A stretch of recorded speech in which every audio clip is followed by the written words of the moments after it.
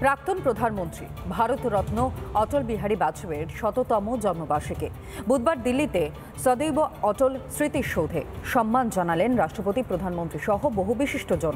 সমাজ মাধ্যমে বাজপেয়ীর স্মৃতিচারণায় কলম ধরলেন প্রধানমন্ত্রী নরেন্দ্র মোদী। স্মৃতিসৌধতে শ্রদ্ধা প্রধানমন্ত্রীরও।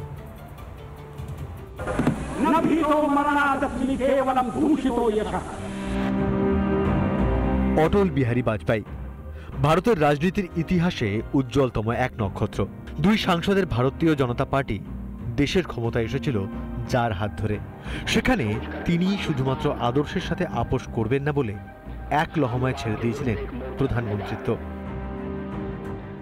लेकिन पार्टी तोड़कर सत्ता के लिए नया गठबंधन करके अगर सत्ता हाथ में आती है तो मैं ऐसी सत्ता को चिमटे से भी छूना पसंद नहीं करता। আজ ২৫শে ডিসেম্বর, প্রাক্তন প্রধানমন্ত্রী ভারতরত্ন অটল বিহারী বাজপেয়ীর ১০০তম জন্মবার্ষিকী। সারা দেশ স্মরণ করল সেই প্রবাদ প্রতিম মানুষটিকে, যার হাত ধরে প্রকৃত অর্থে নিউক্লিয়ার পাওয়ার হয়েছিল ভারতবর্ষ। কার্গিল যুদ্ধের কঠিন সময়ে গোটা দেশকে নেতৃত্ব দিয়েছিলেন বাজপেয়ী। एक नहीं दो नहीं करो 20 समझौते जो पाकिस्तान से कहा गया है।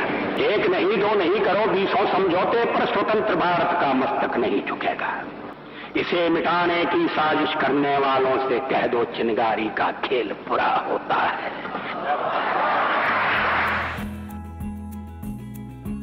এদিন দিল্লির সদৈব অটল মেমোরিয়ালে বাজপেয়ীর স্মৃতিসৌধে সম্মান জানান রাষ্ট্রপতি দ্রৌপদী মুর্মু, প্রধানমন্ত্রী নরেন্দ্র মোদী, কেন্দ্রীয় স্বরাষ্ট্রমন্ত্রী অমিত শাহ সহ বিশিষ্টজনেরা।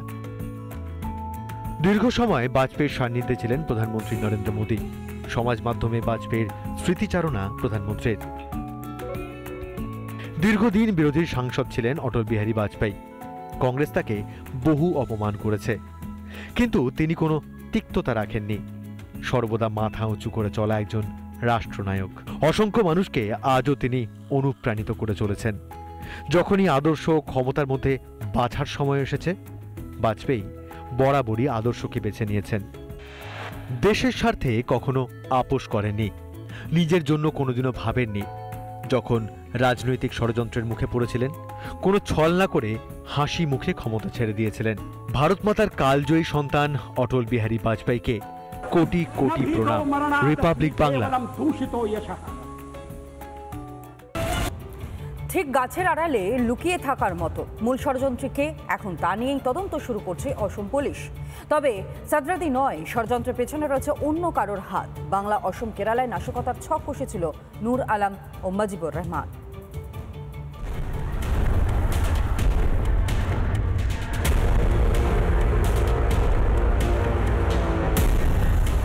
সাদরাদি নয়, কুচক্রীদের আসল মাথা অন্য কেউ। এ রাজ্যে স্লিপার সেল তৈরির পরিকল্পনা করেছিল অসম থেকে গ্রেফতার হওয়া নূর আলম মন্ডল এবং মুজিবুর রহমান। আনসারুল্লাহ বাংলা টিমের সদস্য জসিমউদ্দিন রহমানের ঘনিষ্ঠ ফারহান ইস্তাক সরাসরি নির্দেশ দিত এই sleeper সেলকে। And there are attempts being made from both these sides to create chaos, and this is a clear indication. So yes, it's very clear that these people wanted to create a terror attack and an act, and the kind of material that we found vis-a-vis the explosive, the IEDs.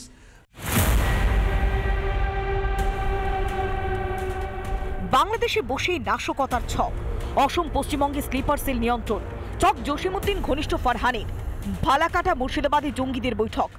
বৈঠকে কে কোথায় থাকবে তার সিদ্ধান্ত ছিল নূর এবং মুজিবারের। একটার পর একটা তথ্য উঠে আসছে এই তদন্তে নেমে, এবং 3 জঙ্গি সংগঠন, মূলত আইসিস, জেএমবি এবং এবিটিএ, এরাই কিন্তু বাংলায় একটা অশান্তি এবং নাশকতার ছক তৈরি করেছে, এমনটাই কিন্তু তথ্য উঠে আসছে। এবং সেই ছক বানচাল করতে কিন্তু তৎপর আসাম পুলিশের স্পেশাল টাস্ক ফোর্স। এদিকে রাজ্য জঙ্গি জাল নিয়ে নয়া তথ্য গোয়েন্দাদের হাতে। মোবাইল অ্যাপ এবং ফোনের মাধ্যমে অস্ত্র বিস্ফোরক নিয়ে গোপন বৈঠক জঙ্গি সংগঠনে। কেন এই পরিস্থিতি? অন্য রাজ্যের পুলিশের কাছ থেকে খবর পেতে হচ্ছে বাংলার পুলিশকে। কোথায় সক্রিয়তা? পশ্চিমবঙ্গে তো এই যে চক্র চলছে, আমরা তো কত বছর ধরে গলা ফাটাচ্ছি যে পশ্চিমবঙ্গের বাঙালিদের ঘুম ভাঙানোর জন্য গোটা পশ্চিমবঙ্গটাকে বিনা যুদ্ধে দখল করার চেষ্টা চলছে পাকিস্তানের তরফ থেকে, বাংলাদেশের তরফ থেকে। আমরা যদি বুঝতে না পারি, এবং তাদের তৃণমূল কংগ্রেস হেল্প করছে, ডেমোগ্রাফি চেঞ্জ করা হচ্ছে বাংলাতে এসে রোহিঙ্গাদেরকে বসিয়ে দেওয়া হচ্ছে, এরপরে কলকাতাবাসী কোথায় পালাবে সেটা তো ঠিক করতে হবে। এদিকে চারদিকে যখন থরহরিকম্প, তখন ফের দায়িত্ব জ্ঞানহীনের মতো মন্তব্য করলেন মেয়র ফিরহাদ হাকিম। এখানে কোনো জঙ্গি নেই। কি হচ্ছে এখন, যেটা হচ্ছে সেটা হচ্ছে যে কেন সেন্ট্রাল এজেন্সি তাদের এফিসিয়েন্সি নষ্ট হচ্ছে, কেন কোর্টকে বলতে হচ্ছে যে আপনারা যা কেস করেন তার 4%ও কনভিকশন হয় না। তার কারণ এখন তো সেন্ট্রাল এজেন্সি যারা আছে তারা পলিটিক্যাল মাইলেজের জন্য কেস করে। একদিকে অনুপ্রবেশ সমস্যা, আর অন্যদিকে অনুপ্রবেশের আড়ালে জঙ্গি ঘাঁটি বাংলায়। আর কতদিন এইভাবে নিজেদের দায় এড়াবে শাসক দল তৃণমূল? কেনই বা সাধারণ মানুষের নিরাপত্তা নিয়ে উদাসীনতা? উত্তর সেই অধরাই। রিপাবলিক বাংলা। অসম পুলিশের এসটিএফ এর জালে আরও 2 বাংলাদেশি জঙ্গি। ধৃত দুজনই আনসারুল্লাহ বাংলার সক্রিয় সদস্য বলেই দাবি অসম পুলিশের। জঙ্গি প্রশিক্ষণ কেন্দ্র থেকে শুরু করে বাংলা জঙ্গি অনুপ্রবেশের ছক কষেছিল এই দুজন। আর অন্যদিকে হরিহরপাড়া থেকে ধৃত আব্বাস আলী এবং মনিরুল শেখের বিরুদ্ধে উঠে আসছে একাধিক তথ্য। অসম পুলিশের এসটিএফ এর জালে আরও 2 বাংলাদেশি জঙ্গি। ধৃত দুজনেই আনসারুল্লাহর বাংলার সক্রিয় সদস্য বলে দাবি অসম পুলিশের। জঙ্গি প্রশিক্ষণ কেন্দ্র থেকে শুরু করে বাংলায় জঙ্গি অনুপ্রবেশের ছক কষেছিল এই দুজন। অন্যদিকে হরিহরপাড়া থেকে ধৃত আব্বাস আলী ও মনিরুল শেখের বিরুদ্ধেও উঠে আসছে একাধিক তথ্য। অসম পুলিশের জালে ফের আনসারুল্লাহর বাংলার 2 জঙ্গি। ধৃতের নাম সাব্বির মির্জা ও আব্দুল জাহের শেখ। এই নিয়ে এখনো পর্যন্ত মোট 10 জনকে গ্রেফতার করলো অসম police. The Ansarul Bangla team, from which is a part of the AQIS, the Al Qaeda in the Indian subcontinent, had sent across an operative to set up sleeper cells and create terror in India, and we had arrested 8 people. প্রাথমিক তদন্তের পর পুলিশের দাবি ধৃতরা আনসারুল্লাহর বাংলার সক্রিয় সংগঠন। অসম STF এর operation প্রখ্যাত এর তৎপরতায় জঙ্গিদের গ্রেফতার করা হয়েছে।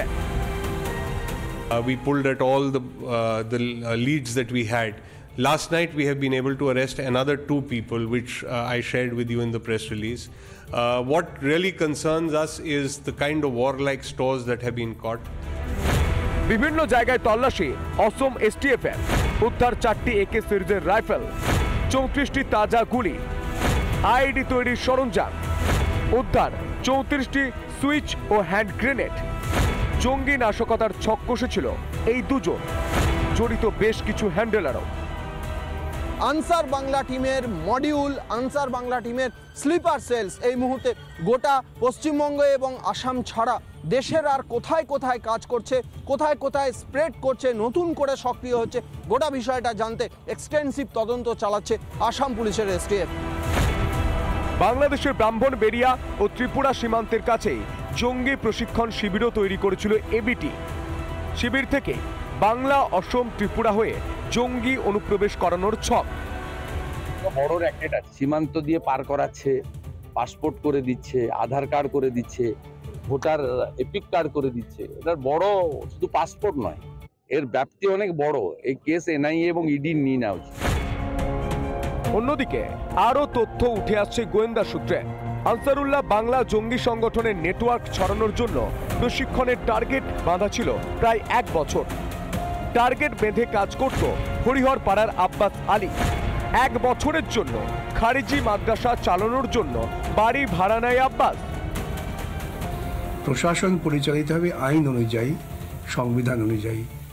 এই যারা প্রশাসনিক পদের দায়িত্ব আছেন তারা কারা এবং তারা কি ভূমিকা নিয়েছেন সেটা আগে নির্দিষ্ট করে আমাদের খুঁজে বার করতে হবে। তা না হলে এই সমস্যাটা আজকে আমরা দেখতে পাচ্ছি বাংলাদেশে অস্থিরতার জন্য, তার মানে সমস্যাটা দীর্ঘকালীন।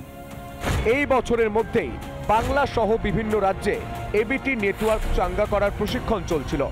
সৈকত পালের রিপোর্ট, রিপাবলিক বাংলা। নানা ধরনের কন্টেন্ট দেখার জন্য লাইক করুন, শেয়ার করুন আমাদের ফেসবুক পেজ, সাবস্ক্রাইব করুন আমাদের ইউটিউব চ্যানেল।